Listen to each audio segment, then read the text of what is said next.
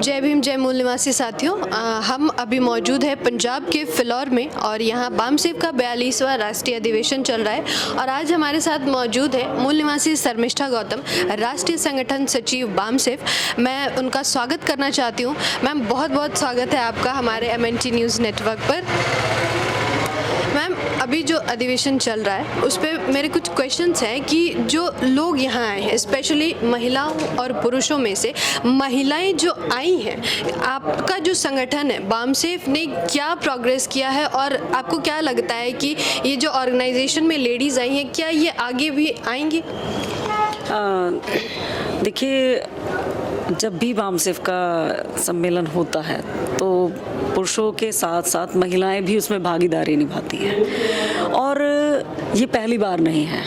अभी हम देख रहे हैं कि महिलाओं की भागीदारी अभी पुरुषों के बराबर दिखाई दे रही है। हाँ, आज ये कार्यक्रम, हमारा उद्घाटन सत्र जब शुरू हुआ, झंडारोहण किया तो हमने देखा, वो जायज़ा जो लिया उसमें देखा कि महिला पुरुषों से ज़्यादा दिखाई दी।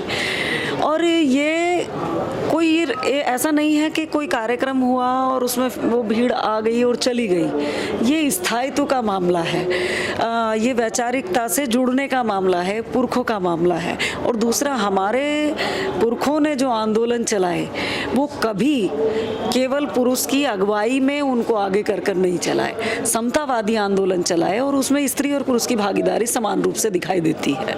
लेकिन मैम, जो भीड़ जो बैठी हुई है, मैं संबोधित करने में भीड़ वर्ड एप्रोप्रिएट नहीं है बट फिर भी यूज़ कर रही हूँ। हाँ। तो क्या जो वो भीड़ आपने जो बिठा रखा है, क्या उन्होंने कुछ सीखा है? आपने बात किया है उन लोगों से? क्योंकि अभी जब हम रिसेस में गए बात करने तो लेडीज़ थी, मिली, कहा उन्होंने हम पहली बार आए हैं, हम जानते नहीं हैं। तो इस तरह का माहौल है, इस तरह का सिचुएशन है, तो क्या आप राष्ट्रीय संगठन सचिव होने के नाते आपने बात किया उन लोगों से? जी, बहुत सारी महिलाएं जिसमें कुछ नई भी होती हैं और कुछ पुरानी महिलाएं होती हैं। जो पुरानी महिलाएं आपको दिखाई देंगी वो आपको एज ए कार्यकर्ता काम करते हुए दिखाई देंगी, जिम्मेदारी संभालते हुए दिखाई देंगी, और वो चाहे किसी भी प्रकार की जिम्मेदारी हो। जैसे हमारे यहाँ पे स्टेज मैनेजमेंट है और डिसिप्लिनरी कमेटी है, उधर वाटर एंड सैनिटेशन है, अनुशासन समिति है। ये सारी समितियों में महिलाएं काम करती हैं, वो हमारी कार्यकर्ता दिखाई देती हैं। लेकिन जो महिलाएं नहीं हैं वो होता क्या है, ये एक प्रोसेस है तैयार करने का। जब कोई महिला पहली बार राष्ट्रीय अधिवेशन में आती है तो वो अपनी फैमिली के साथ आती है, क्योंकि आपने देखा होगा कि समाज में, आप देखिए कि जब सामाजिक काम की बात आती है तो पुरुष ही उसमें जाते हुए दिखाई देते हैं। वो अपनी महिलाओं को उधर नहीं ले जाते, कहते हैं कि उनको काम बहुत है। लेकिन राष्ट्रीय अधिवेशन का जब मामला होता है तो वही पुरुष ये प्रयास करता है कि उसकी फैमिली का सपोर्ट भी उसे हो और जिस आंदोलन के साथ मैं जुड़कर चल रहा हूँ मेरा परिवार भी उसको समझे। हाँ, तो उसके नाते वो उनको उधर लेकर आते हैं। लेकिन आपने एक बात जरूर महसूस की होगी, जिन महिलाओं ने कहा हम पहली बार आए हैं, लेकिन आप देखिए जब वो अपने दैनिक कार्य, अपने जो जरूरी कार्य हैं वो कर रही होती हैं तो उनको उधर सिखाया जाता है कि कैसे हमें एक दूसरे के साथ सद्भाव से पेश आना चाहिए, कैसा व्यवहार करना चाहिए।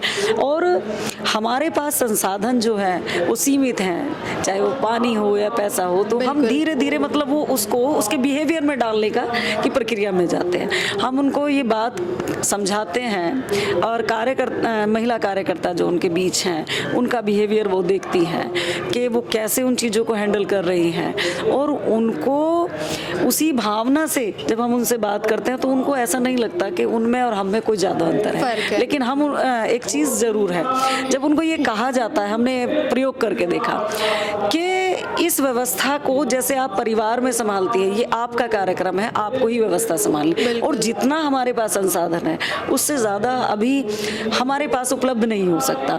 लेकिन इसका कैसे सही से प्रयोग करेंगी, कैसे इसको संभाल के रखेंगी, ये आपको देखना है।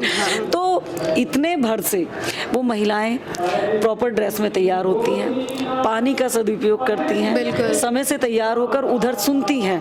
और जो महिलाएं कभी किसी कार्यक्रम में नहीं बैठी, आप समझ सकते हैं कि बहुत लंबे समय तक जब हमारा ये इधर कार्यक्रम चलता है, प्रबोधन कार्यक्रम चलता है, बहुत देर तक किसी व्यक्ति के सुनने की कैपेसिटी नहीं होती, तो वहाँ वो क्षमता निर्माण हो रही होती है और दूसरा वैचारिक बदलाव हो रहा होता है।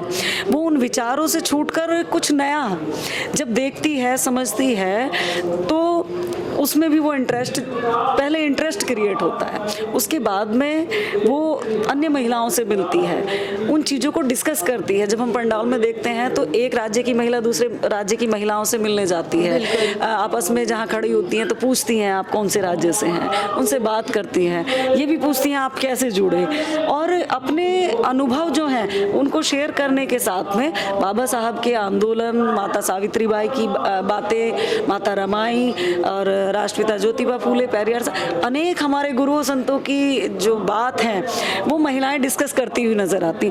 आप देख सकते हैं कि एकदम से ये 4 दिन का राष्ट्रीय अधिवेशन कैसे महिलाओं में बदलाव लाता है, वो हम नोट करते हैं, वो देखते हैं। यहाँ आपने कहा कि वैचारिक जो बदलाव है, हाँ। तो वैचारिक बदलाव बामसेफ ने 40 साल दिए, अभी आज 42वां राष्ट्रीय अधिवेशन चल रहा है, तो 40 साल की इस बदलाव में मनुस्मृति से लेकर जब संविधान लागू हुआ, तो उस दौरान जो बामसेफ ने 40 साल दिए हैं, क्या उसमें महिलाओं में चेंजेस हुआ है? बामसेफ वो कर पाई है जो BS4 के तहत हमने सुना है कि जन जागरण अभियान वगैरह भी चलाए जाते, तो उसके वजह से कुछ बदलाव हुए हैं?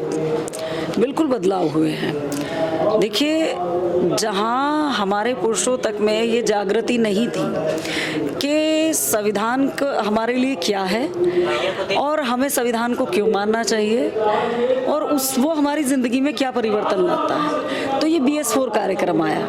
उस BS4 कार्यक्रम को ना केवल पुरुषों तक बल्कि गली गली, गांव गांव, मोहल्लों तक ना केवल कैडर कैंप के माध्यम से, नुक्कड़ नाटिका के माध्यम से और डोर टू डोर मीटिंग करके महिलाओं के बीच भी वो कार्यक्रम, लेकिन जो कार्यकर्ता हमारी उस समय संगठन से जुड़ी हुई थी, उन्होंने महिलाओं के बीच जाकर इस संविधान के महत्व को महिलाओं को समझाया और इस BS4 के कार्यक्रम के तहत ही एक बदलाव और देखने को महिलाओं में मतलब कि BS4 कार्यक्रम में प्रशिक्षण लेने वाली भी महिलाएं हैं और देने वाली भी है। ये तो बड़ी अच्छी ये बात जो है। BS4 कार्यक्रम है, इसमें आप देखेंगे कि केवल पुरुष ही उस भारतीय संविधान सम्मान सुरक्षा के कार्यक्रम को आगे बढ़ाने के लिए कार्य नहीं कर रहे, उसमें महिला कार्यकर्ताओं ने भी बढ़ चढ़कर भाग लिया और उन्होंने ये समझा कि मनुस्मृति हमारे जीवन में किस तरह बाधाओं को, हमारे जीवन के विकास को रोकती है और हमें पशुवत जीवन की तरफ ले जाती है। क्योंकि महिलाओं के बीच हमने ये बातें डिस्कस होती भी सुनी, उन्होंने कहा कि हम पैदा होती हैं लेकिन हमारे कार्यक्रम मरने तक मनुस्मृति भी डिसाइड है कि आप क्या करेंगी, इस उम्र में क्या करेंगी, आप पर नियंत्रण किसका रहेगा। लेकिन ये संविधान जो BS4 का कार्यक्रम है, वो आज़ादी जो पुरुषों को मिली है, जो इस देश के हर नागरिक को मिली है, वो हमें बराबर की मिलती है, हमें स्वतंत्रता मिलती है और एक मानव होने का वो एहसास मिलता है कि हम भी अपनी एक योग्यता रखते हैं और वो अवसर मिलता है। तो उस चीज़ की, उस भावना के साथ में BS4 कार्यक्रम के माध्यम से महिलाएं जुड़ी और आप ये देखिए कि हमने BS4 कार्यक्रम में ये डिसाइड हुआ कि हम पूरे देश में 50,000 संविधान प्रबोधक बनाएंगे और हम देख रहे हैं कि जिस तरह हमारे पुरुष साथी समाज में संविधान के प्रचार प्रसार और संविधानवाद को स्थापित करने के लिए काम कर रहे हैं, महिलाओं पर एक आरोप कहिए या कटाक्ष कहिए कि उनको गीत संगीत में ज़्यादा रुचि होती है, वो नाच गाने में ज़्यादा वो रखती हैं, लेकिन इस कार्यक्रम ने इस बात को नकारा है। उन्होंने अपनी उस कला के माध्यम से भी BS4 को स्थापित करने के लिए समाज में काम किया और वैचारिक रूप से भी ये बात सिद्ध की कि केवल महिलाएं कला साहित्य में ही रुचि नहीं रखती हैं, वो उसके माध्यम से जो चाहती हैं वो परिवर्तन कर सकती हैं और इसी के साथ उनके अंदर जो वैचारिकता है वो भी कम नहीं है, वो पुरुषों के बराबर उतनी योग्यता रखती हैं और उसका अवसर ऐसे इस BS4 कार्यक्रम के माध्यम से महिलाओं को मिला और महिलाओं ने उसका आगे लाभ उठा, ये कहिए कि उनको अवसर मिला और बिल्कुल। अपना जो उनका जो जज्बा है, जो करना वो चाहती थी, जो करना चाहती थी, उसको उन्होंने आगे बढ़ाया है। मतलब आप ये कह रही हैं कि बामसेफ ने एक सपोर्टिंग ये की तरह है जिसकी वजह से महिलाएं आगे आ रही हैं। तो आपका अपना विचार, क्या 10 साल में बामसेफ इस चीज़ को और प्रोग्रेस कर पाएगी कि हाँ, कि एक समय ऐसा आए कि पुरुषों से ज़्यादा महिलाओं की संख्या हमें देखने को मिले, चाहे वो सभागार हो, चाहे वो जो परेड हुआ सुबह वहाँ हो, या फिर हर ये में रजिस्ट्रेशन काउंटर्स वगैरह, वहाँ महिलाओं की संख्या पुरुषों के मुकाबले ज़्यादा हो? देखिए, जो अगले 10 साल की आप बात कर रहे हैं, उससे पहले के हम कुछ उदाहरण आपको बताते हैं। जब हमने MVF की कुछ चलाया, मूल निवासी वॉलेंटियर फोर्स, तो उसमें हमने कमांडर बनाए पुरुष। तो तब हमारी महिला कार्यकर्ताओं ने ये बात रखी कि हम भी उस अनुशासन के तहत इस संगठन में अपनी भागीदारी सुनिश्चित करना चाहती हैं, तो इसीलिए हमें भी MVF का में शामिल करना चाहिए। तो इस बात को सहर्ष स्वीकार किया गया और महिला कमांडर भी बनाई गई। तो क्योंकि MVF जो हमारा माध्यम है, वो समाज में जो हमारे कार्यकर्ता तैयार हो रहे हैं उनमें कैसे अनुशासन स्थापित हो, और जो रूप हमारे MVF के साथियों का होगा वही समाज में बामसेफ की छवि को निर्माण करेगा। जैसे हमारे कार्यकर्ता दिखाई देंगे, उनका चरित्र, उनका आचरण जिस तरह का होगा, जैसा वो व्यवहार समाज में करेंगे, वैसा ही वो डेवलप होंगे। तो महिलाओं ने ये बात हम बीच में रखी कि हमको भी, जब अनुशासन वो कुंजी है कि जिसके बिना सफलता नहीं पाई जा सकती, तो हमें क्यों नहीं उसका हिस्सा होना चाहिए। तो उन्होंने ये खुद से बढ़ के आगे ये बात कहना अपने आप में हमें लगता है कि क्रांति की बात है कि वो खुद कमांडर बनना चाहती है और खुद नेतृत्व संभालना चाहती हैं। तो ये बदलाव हम अब की बात कर रहे हैं। एक समय था जब महिलाएं केवल सुनने आती थी। आपने एक बदलाव खुद स्वयं महसूस किया होगा जब आप इधर कार्यक्रम में देख रहे हैं कि महिलाएं जो हैं अभी उधर से प्रस्तावना का भी काम कर रही हैं और अध्यक्षता भी कर रही हैं। तो ये उनका जो है इंटेलेक्चुअलिटी है, उनकी बौद्धिकता का स्तर भी संगठन के जरिए, ये संगठन का ही माध्यम है। क्योंकि हमारे पुरखों ने जितने आंदोलन चलाए, वो समतावादी आंदोलन चलाए, और उनमें जिस तरह हमारे पुरुषों की भागीदारी रही, उसी तरह हमारी महिलाओं की भागीदारी भी उसमें रही। जैसे बाबा साहब के समय में, फूले साहब के समय में हम देखते हैं तो माता सावित्रीबाई साथ में चलती है।